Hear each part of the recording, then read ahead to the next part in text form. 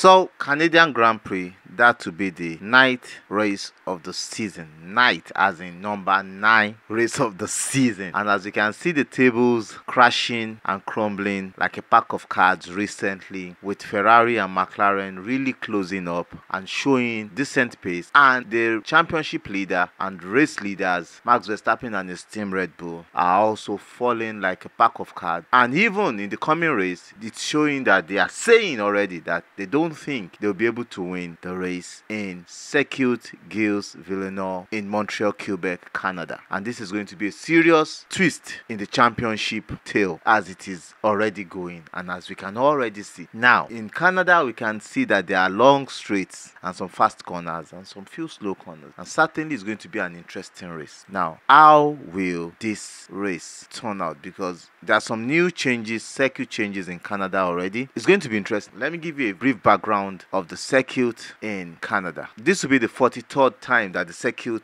Gilles Villeneuve Montreal, Quebec, Canada will be hosting the Grand Prix, and the 53rd running of the Canadian Grand Prix, which started in 1978, I think. And it's going to be a 70-lap race on the 305.270 kilometers, which is a 189.686 miles distance. And the race course is 4.361 kilometers. That is a 2.71 miles. The Formula 1 AWS Grand Prix du Canada will be starting from Friday 7th to Sunday night, June 2024. And let me give you a quick header. The weather says there will be rain from Friday to Sunday. Not just from Friday, the rain is starting from around Thursday, so there will be rain even till Tuesday or Wednesday in Montreal, Canada. And on the track, there's certainty of rain, which brings uncertainties to the race, which makes the race even much more interesting, because we've seen the races that we had rain, and we've seen McLaren and Mercedes do well. We've also seen Ferrari also tried,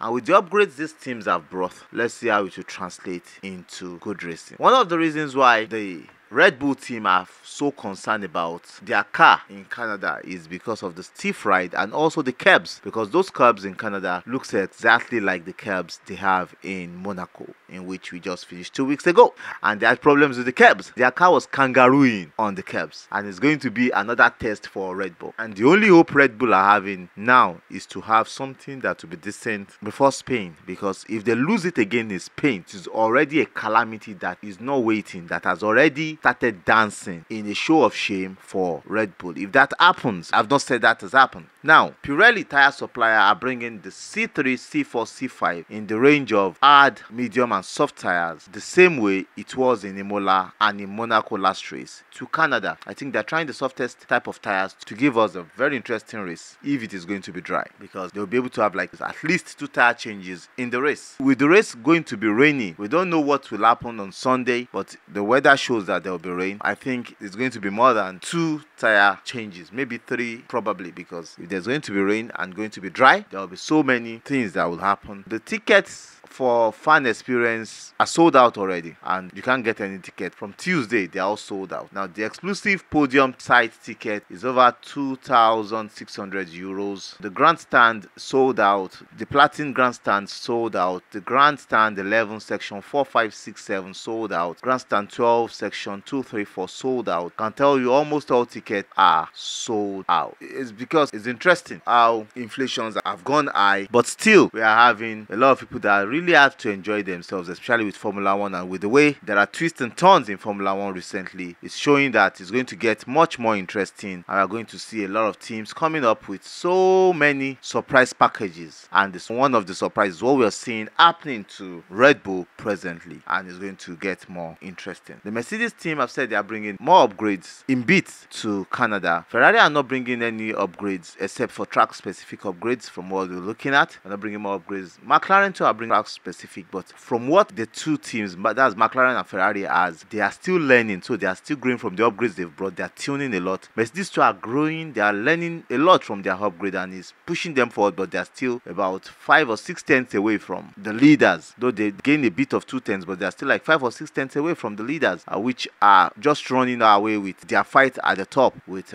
Red Bull. So I think it's going to be more interesting. The Mercedes said they are bringing the front wings that they were unable to bring for Lewis Hamilton testing in Monaco, they were bringing down some few things, and it was stated that Lewis Hamilton refused the upgrade because he didn't want to destroy it on his car, because Monaco is a very tight circuit. If it had been 2, they can use, but if it is only 1 and they're bringing 3 more in Canada, they were only able to produce 1, and the team has agreed with the driver they can produce 1 upgrade to test, and while they are testing, and if it is good or not, they can produce more, which is what they are going to do. Though Monaco is not a good place for them to test such upgrade because it's a slow flowing track, but they said they've learned a lot from it. They can see that the upgrade is going to move them forward. So I think Mercedes believe they're on the right path, and they should get some few things from that upgrade. So let's see how that pans out for them. And quick one, let me quickly give you this. Ocon will be leaving Alpine at the end of the season. They've said to part ways. It was stated in 2021 that they want to build an all French racing team. That was why they took Esteban Ocon and Pierre Gasly, but the marriage had not really worked between the two, because Gasly is a very, very talented driver. Ocon is a very talented driver, but both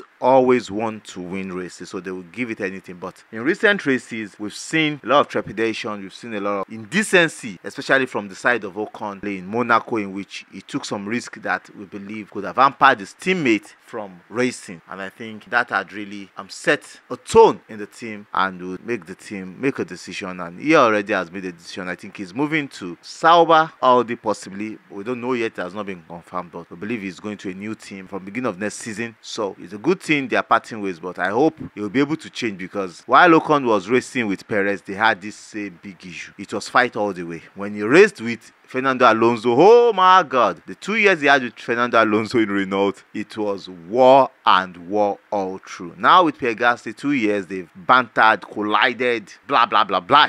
Now he will be moving. I think if he's going to Audi, he will be moving in with Nico Hulkenberg, a no-nonsense guy. I don't know how he will be able to deal with it. I think the team would have to warn him, or warn both of them, that this guy you are moving in with, don't let him break your head though, you better behave. I think that will be the only thing that worked for Esteban Ocon recently, because he's not been behaving really well. So we will look at that subsequently as the season progresses. But back to Canada, let me give you a low rundown of the past races in Canada before we move on. But in Monaco, we know Charles Leclerc won the race. That was his first win in his home Monaco in F1, which was great. It ended a Ferrari McLaren race with Red Bull 6th and Mercedes 5th, another Mercedes 7th, with Sergio Perez crashing out immediately after turn 2 in the race, with the accident caused by Kevin Magnussen. Kevin Magnussen took himself, Sergio Perez and his teammate Nico Hulkenberg out of the race. Now to updates on the last 2 races in Canada, how it panned out. To the past 2 races in 2022, we had Verstappen, of course, qualifying pole position, Alonso behind him, Carlos Sainz and Lewis Hamilton on the 2nd row, Kevin Magnussen and Mick Schumacher on the 3rd row, Esteban Ocon and George Russell on the 4th row, while Daniel Ricciardo and Zhou Guanyu on the 5th row. And they qualified during the rain. They took their qualifying tires on inters. So on Saturday in Canada, Montreal, 2002, there was rain, so it rained heavily and they had their qualifying on rain. But the race was won in the dry, and the race was won by Max Verstappen, as you all know, creating a day and night between himself and Carlos Sainz in 2nd, Lewis Hamilton in 3rd, George Russell in 4th, Charles Leclerc in 5th, and the 2 Alpines of Ocon and Alonso 6th and 7th. In 2023, same thing happened. Rain on Saturday. Max Verstappen qualifying on pole. Nico Hulkenberg 2nd, got penalty and started 6th. Alonso 3rd, started 2nd. Hamilton 4th, started 3rd. Like that, Russell, Ocon, Norris, Sainz, Piastri and Alex Albon. But during the race, the usual suspect, Max Verstappen won the race. Alonso 2nd, having a tough battle with Lewis Hamilton. They nearly bumped into themselves in the pit. Yellow flag during the race caused by George Russell. Perez qualified outside the points but came into the points. The Ferraris came 4th and 5th, and George Russell was out of the race. Now we're having the 2024 race. That was 2023. We're having 2024 race. It's going to be very interesting. Qualifying should be in the rain again, but this race will be in the rain. While the race in 2023 was in the dry also, but this one should be in the rain. And we have the Pirelli data saying traction is high there, 5/5 is traction, braking 5/5, so they are going to use a lot of braking, which will take a lot out of the tires. A lot of tires will lock up. A lot of drivers will cut grass